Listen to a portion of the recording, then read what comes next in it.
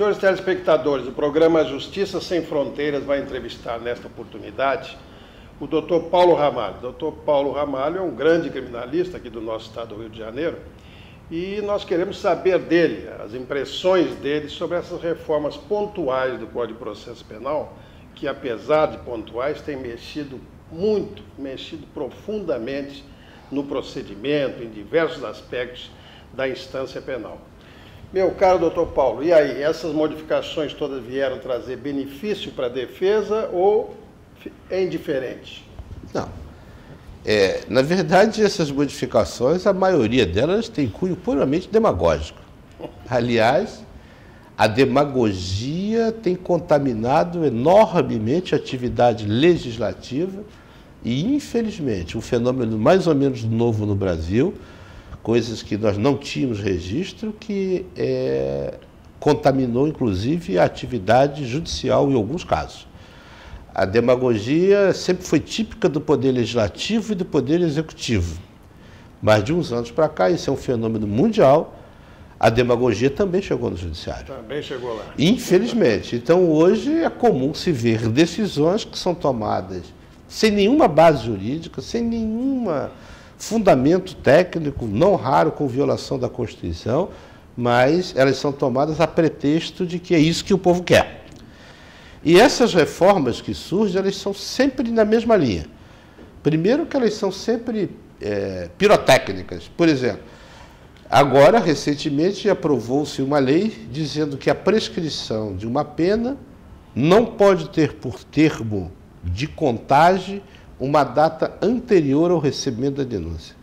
Ficou-se 3 anos discutindo isso no Congresso, fez-se disso um alarde como se isso fosse de uma relevância inacreditável. O que nós temos que fazer não é nos preocuparmos com o aumento de prazo de prescrição.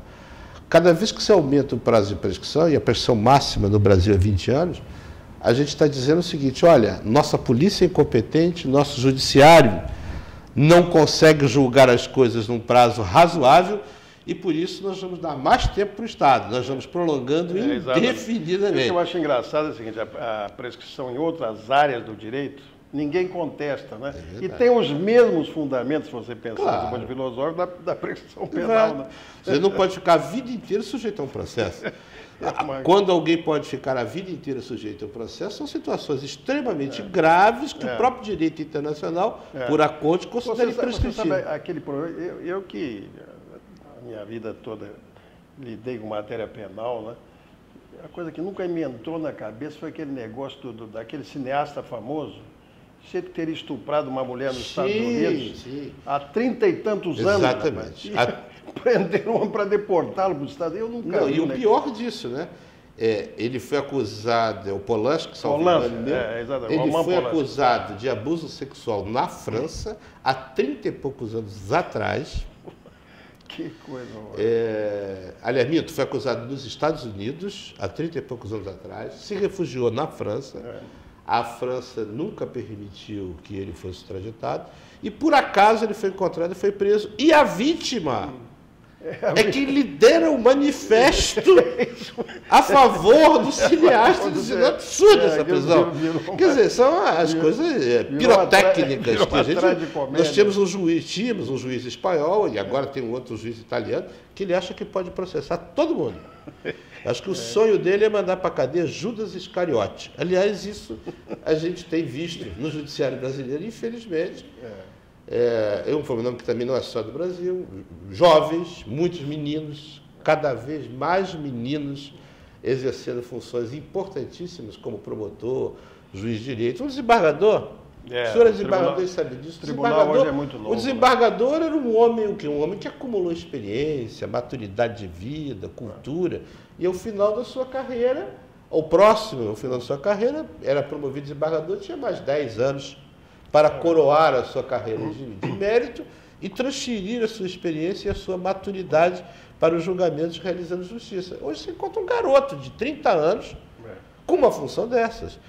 Quer dizer, isso vai gerando instabilidade. Agora, tudo é um problema, porque também se deixar para selecionar juízes já a partir dos 30 anos, nós só vamos selecionar os piores. Porque Com 30 anos, com 5, 6 anos formados, você venceu na vida. Então, você sabe, Paulo, eu fui diretor da Escola da Magistratura. Exatamente. Né? Então, era um problema que estava sempre na cabeça da gente. O senhor conhece bem isso. E é o mal menor. Exatamente. Eu até advogaria, no terreno das ideias, no terreno da utopia, eu advogaria, como em outros países já se fez, e ainda se faz em alguns, é o aproveitamento de certos profissionais, entendeu? Da defensoria pública, da promotoria pública, né? Esses é que deveriam ser, no meu modo de entender, os juízes. Sim, talvez fosse um sistema que inicialmente francês, pois é, exatamente, que era aquele sistema em que a magistratura era uma carreira só. E em Portugal também. Que Portugal ainda é assim. É uma carreira só. Então ali as pessoas iam se especializando. Exatamente. Mas nós ficamos com trauma no Brasil porque nós fizemos isso com o Ministério Público e a Defensoria Pública. Eles nasceram como uma carreira só. E como as posições eram tão antagônicas, e nós ficamos com trauma e não avançamos nisso. Eu vivi esse momento, né? Eu vivi esse momento quando a Defensoria Pública, que você ilustrou e ainda ilustra, né? Com tanto brilho, a Defensoria Pública era o cargo inicial da carreira do Ministério, que já era uma tentativa de amadurecer o promotor, né? É verdade. Essa é que é a verdade, né? Pois é, mas aí criou um problema, porque quando o sujeito ficava muito bom, treinado para a defesa, ele agora passava para o outro lado e virava acusador. Aliás, comigo, você que é o homem do júri, comigo aconteceu uma coisa engraçadíssima, né? Eu fui defensor público do júri, né? Durante muitos anos, né? E um dia eu tive que fazer uma substituição e passei para outra tribuna do mesmo tribunal. E os jurados conhecidos, mas esse camarada agora está acusando. É o meu problema. Eu, por exemplo, eu não faço da minha advocacia privada assistência de acusação. Porque é algo que não condiz com o meu perfil. Primeiro, coloca isso em cadeia. Aliás, eu acho que nenhum ser humano normal hoje pode acreditar em cadeia. Nós ficamos fingindo que recuperamos as pessoas e que punimos alguns. Nós mandamos para a cadeia. A deformação prática, nós condenamos um sujeito a 18 anos de cadeia, e como o sistema é progressivo, ele vai ter alguns benefícios, porque, na essência, ele era o ideal. O sujeito não devia ser posto em liberdade da noite para o dia. Você foi casado 5 anos, acabou os 5 anos, tchau, um abraço, passe bem. Aquilo era um sistema inteligente, que ia adaptando a pessoa, primeiro sai para trabalhar, volta, para permitir a reinserção. Mas esse sistema faliu completamente. O Estado não consegue fiscalizar. A grande esperança, em termos penais hoje, era o monitoramento eletrônico. As chamadas algemas eletrônicas. E que foi a salvação dos Estados Unidos. Muito bem, eu vou continuar conversando com o Dr. Paulo Ramalho no próximo bloco sobre problemas atinentes ao processo penal brasileiro. Daqui a pouquinho.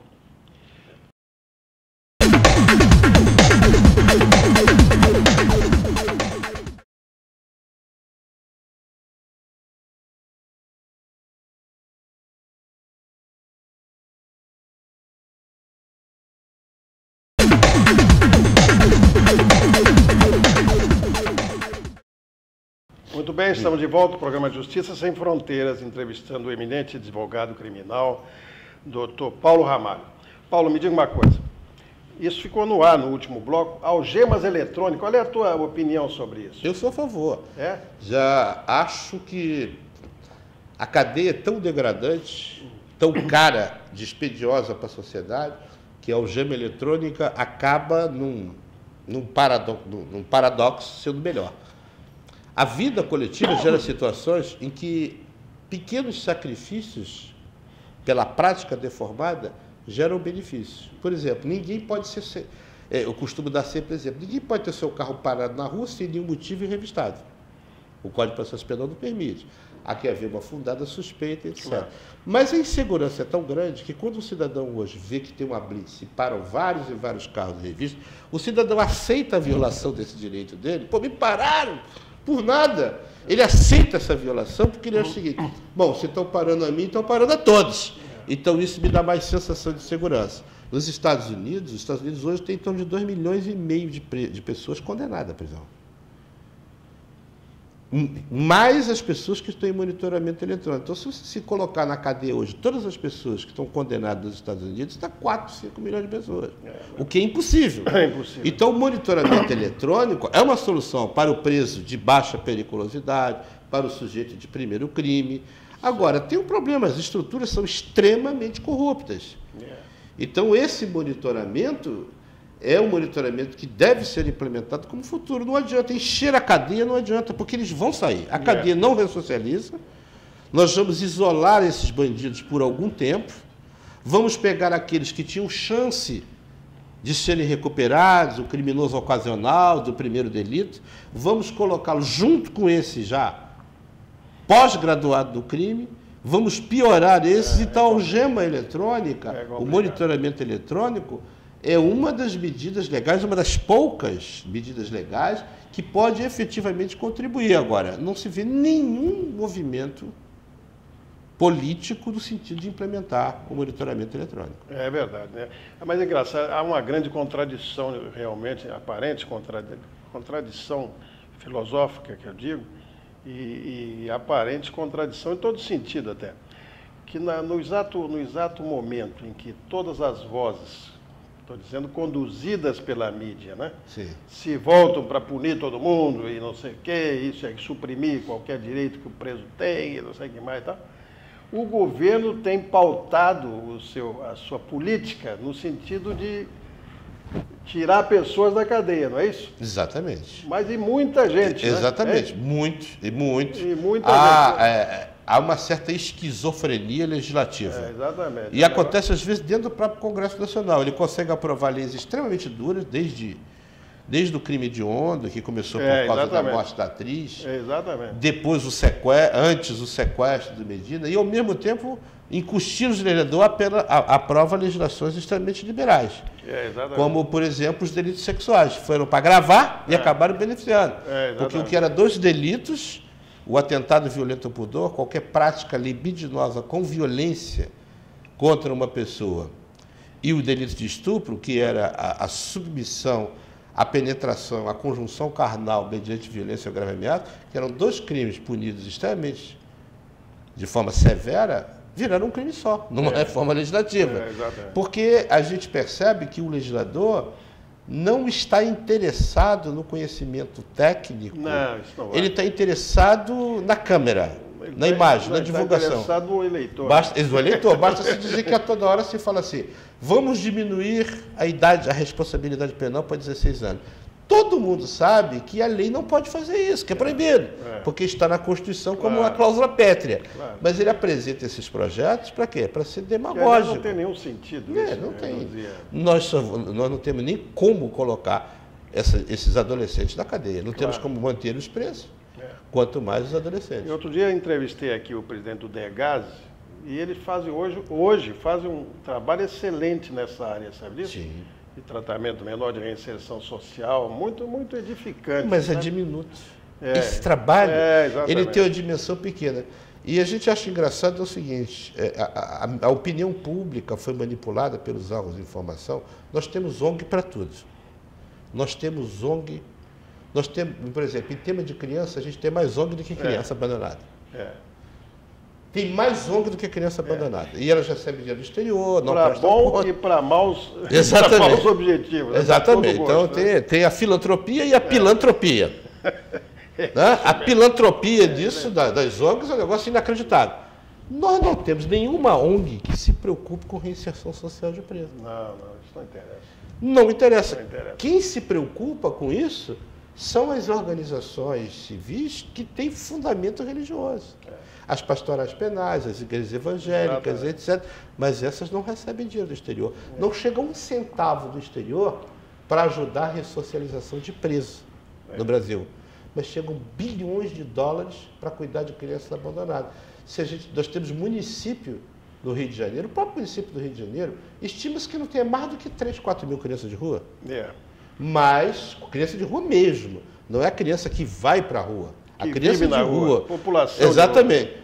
Estima-se que tenha, no máximo, isso. E nós temos, se olharmos a dotação orçamentária que essa entidade recebe do exterior, sem prestação de conta, dava para dar um palacete para muitas dessas crianças, ou para quase todas. Isso, na verdade, é uma grande pilantropia que o Estado nunca se preocupou em investigar. É a mesma coisa dos sindicatos, foi denunciado agora. Os sindicatos recebem bilhões de repasse do FAT, do Fundo de Amparo ao Trabalhador. Cadê a prestação de contas disso? Não tem. Então a gente vê o dinheiro público... Mas os sindicatos têm candidatos, né? Esse que é o problema, né? Na verdade, o sindicato tem candidato. Aí a gente reclamava de Getúlio Vargas, mas pelo menos o Vargas, né, escancarava que o sindicato era um partido político. Agora a gente finge que não é. Aquilo que se dizia do Getúlio tem uma atualidade impressionante, que o Getúlio era o pai dos pobres. Exatamente. E a mãe dos ricos. Exatamente. Né? Mas você vê que a história se transforma. O sistema, e aqui não vai nenhuma crítica a governo, nem a governo, nem partido político, mas a característica fundamental do sistema de governo hoje no Brasil, já há alguns anos, é o seguinte: dinheiro em espécie